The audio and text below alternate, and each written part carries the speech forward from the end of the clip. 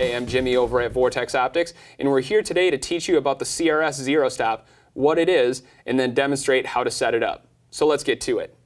CRS stands for Custom Rotation Stop, and as a point of clarification, it is not a hard stop right at zero. It is a mechanism that indicates when you've reached your zero or bottom rotation. After dialing up for a long distance shot, simply rotate the turret clockwise in the down direction until the turret comes to a stop.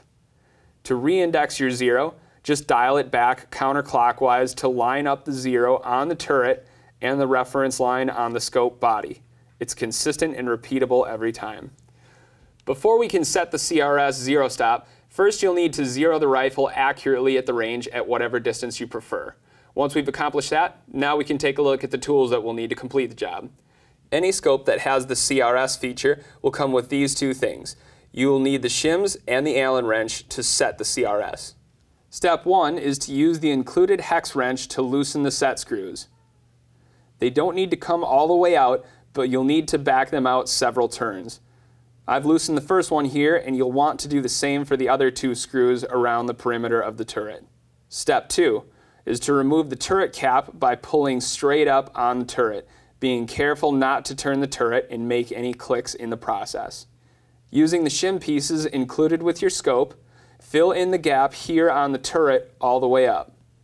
Stack them one on top of the other, alternating from one side to the other as you go.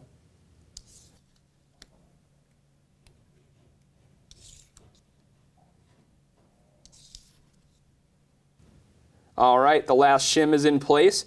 One thing to note, a very slight remaining gap is okay. If a shim piece doesn't slide into place pretty easily, don't force it. You don't need to use all of the provided shims. Step 4 is to reinstall the elevation cap. Line up the zero mark on the turret with the indicator line on the scope body and push down. The zero mark should fit neatly in the middle of the groove. Step 5, using the hex wrench again, firmly tighten down the set screws while holding the turret cap in place so the zero indicator does not move from where you had it. Alright, I've tightened down the first one here, and you'll want to do the same for the other two screws around the perimeter of the turret.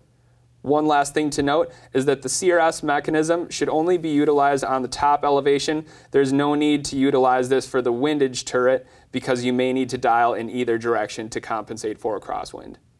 Alright guys, hope you learned something in the video today, but if you have any other questions, feel free to give us a call toll free at 800-426-0048 extension 5 or drop us an email at info@vortexoptics.com. Thanks again.